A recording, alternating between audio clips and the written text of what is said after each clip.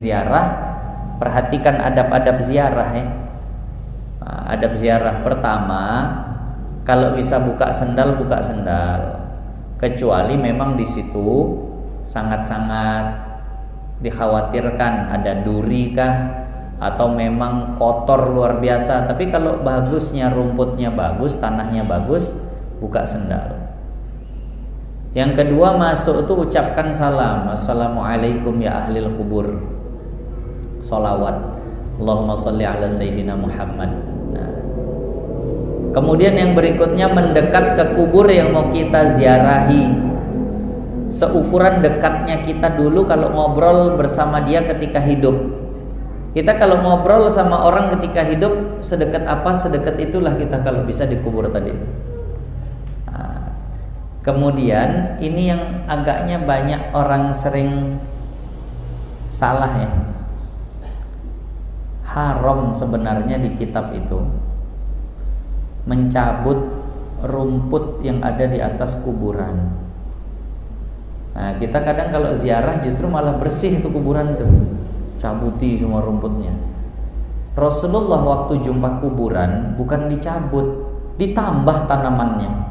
Yang kisahnya udah kita ceritakan itu. Ketika Rasulullah lewat dua kuburan, ternyata dua-duanya lagi diazab. Rasulullah ambil pelepah kurma ditancapkan.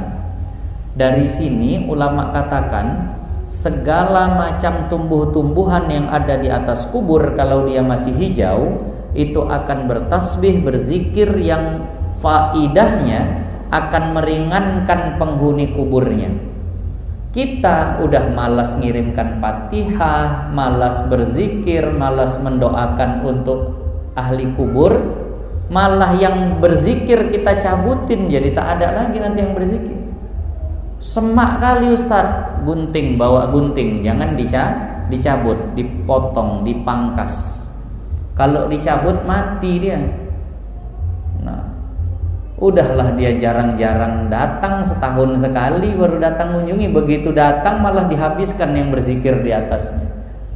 Nah, justru bagus kalau seandainya nanti ada keluarganya mungkin yang baru dikebumikan atau baru meninggal dunia, itu ditaruh rumput Jepang di atasnya. Kan cantik tuh ya. Paling nanti kalau udah agak panjang potong. Tuh banyak betul tuh yang zikiran tuh.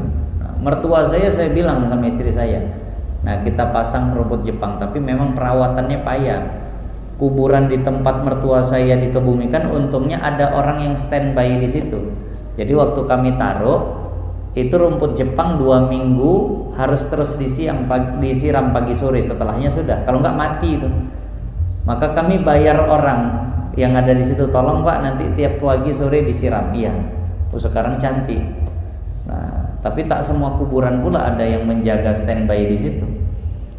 Nah, jadi nanti kalau ziarah kubur jangan dicabuti Pak rumputnya. Nah, jangan dicabuti, digunting saja. Nah, makanya kan kita tabur bunga tuh.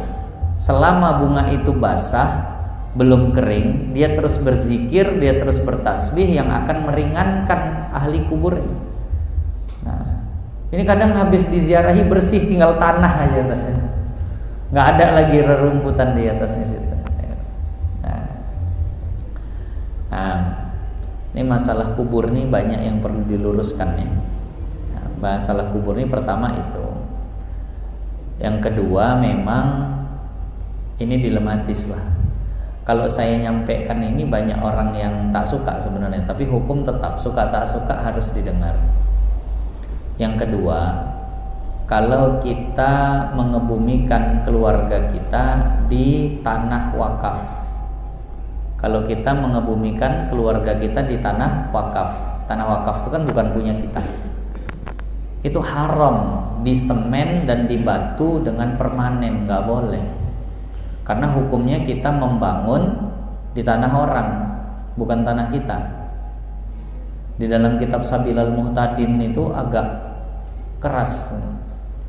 Kalau ada kuburan yang di keramik mati yang kira-kira sampai 20-30 tahun pun itu tak akan habis lah gitu. Itu kalau seandainya diketahui sama penjaga kubur atau pemerintah daerah situ, itu keluarganya diperingatkan, Bu, mohon maaf, itu keramiknya diangkat, itu bukan tanah kita, itu tanah wakaf. 2 hari belum diangkat, diperingatkan lagi.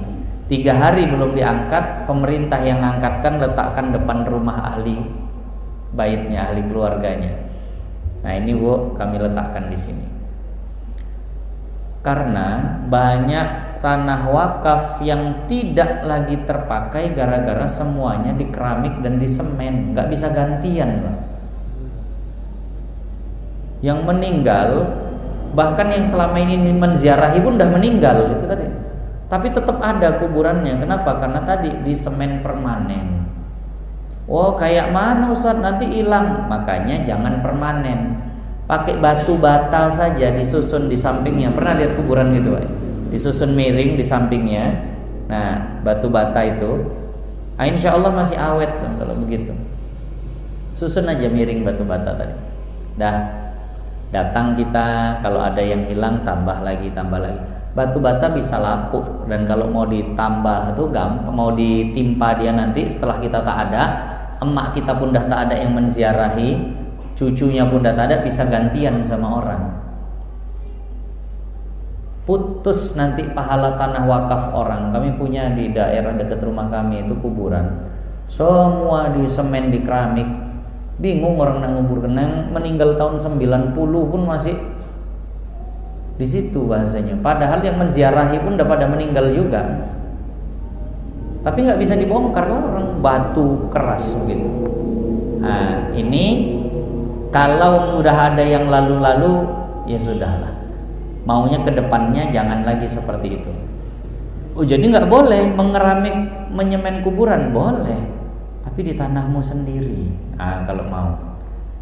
Kalau di tanah kita sendiri silahkan. Tapi makruh kalau tingginya lebih daripada 1 jengkal. Silahkan di belakang rumah tuh. Nah, tapi mana lebih afdal? Mengebumikan di makbarah, pemakaman umum seperti itu, atau di rumah, di belakang rumah sendiri? Lebih bagus di pemakaman umum, terlebih lagi yang pinggir jalan, supaya dapat doa orang yang melintasi kuburan tersebut. Kalau di belakang rumah siapa yang bacakan? Nah, kalau kita kan lewat kuburan di jalan sunnah, Assalamualaikum ya ahlil kubur, Allahumma salli ala sayyidina Muhammad. Nah, dapat pahala salawat, pahala doanya. Nah, itu tadi. Nah, jadi ini ziarah kubur boleh, bagus, karena itu mengingatkan akan kematian. Nah, tapi ingat tadi adab-adabnya, juga beberapa hal yang kalau bisa jangan sampai salah yang berkaitan dengan kubur tadi itu.